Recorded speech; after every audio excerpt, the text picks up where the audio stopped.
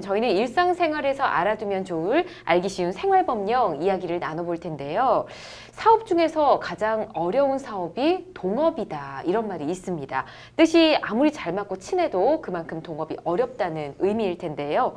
자, 오늘 동업에 대해서 먼저 두 분께 질문 드릴 내용이 있는데요. 선후배 사이로 상당히 친하신 걸로 알고 있습니다. 그렇죠? 네네. 예. 미소만 짓고 계시는데요. 혹시 만약 두 분께서 동업을 하신다면 하실 의향이 있으신지 궁금합니다. 자, 선배님께 먼저 여쭤볼까요, 강 변호사님? 아유, 저야 뭐 이 변호사님 같이 훌륭한 후배님이면 네. 예, 언제든 환영합니다. 언제든 환영한다라고 네네네네. 얘기해 주셨고요. 이 변호사님은 어떻습니까? 저도 뭐 선배님께서 제안을 하시면 네. 거절할 이유가 없죠. 아, 그렇군요.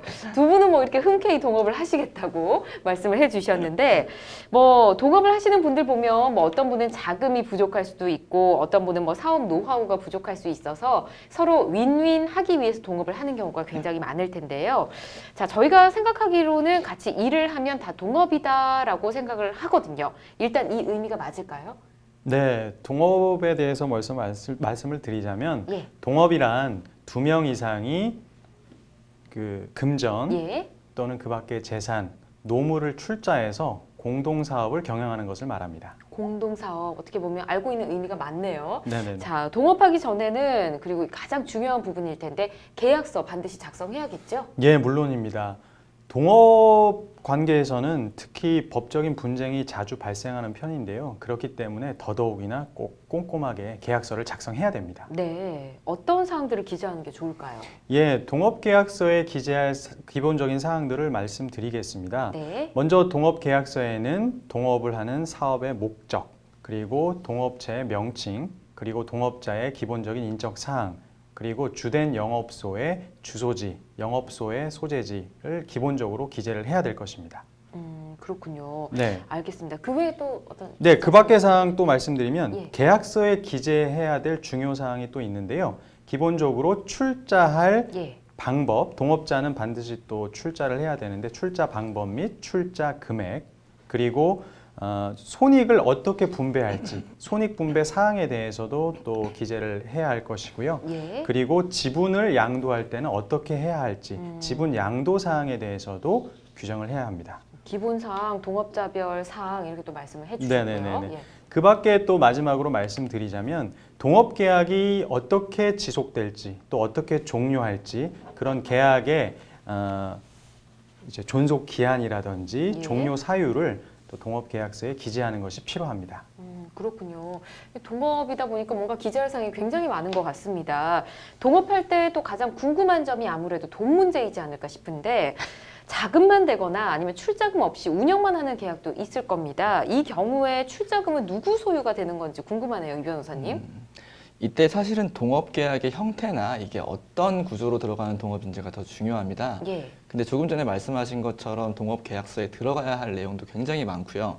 그리고 그런 내용에 따라서 그 동업 계약마다 굉장히 특색 있는 동업들이 존재할 수가 있거든요. 네. 그래서 지금 말씀하신 것처럼 이 돈이 누구 거냐라고 물으시면 당연히 제일 중요한 건 이 동업 계약서에 뭐라고 써 있느냐 이겁니다.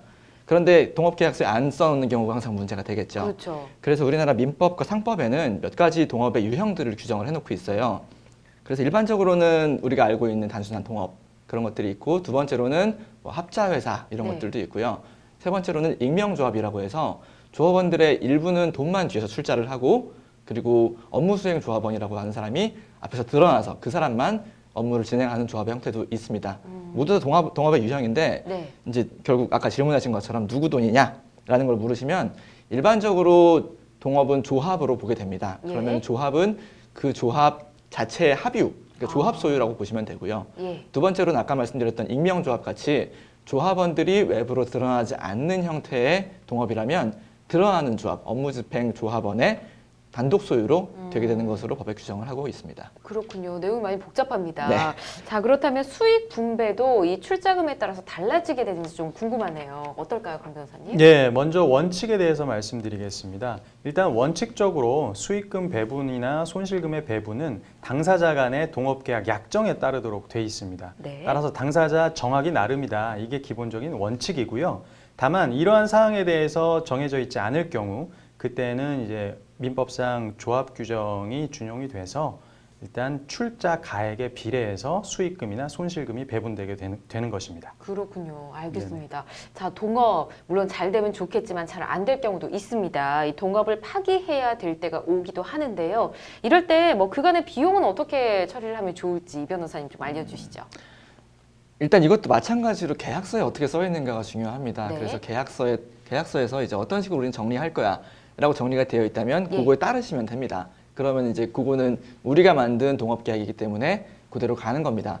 자, 그런데 이 외의 경우에도 이런 것도 아예 없고 계약서도 없는 동업자 참 많거든요. 네. 그래서 이런 경우에는 이제 민법의 일반 원칙으로 돌아가서 이제 사망을 하거나 당사자가 예. 혹은 파산을 하거나 아니면은 뭐 금치산 이렇게 알고 계시는 것들 있잖아요. 금치산, 네. 한정치산 요즘에는 청년 후견이라는 제도로 바뀌었는데요.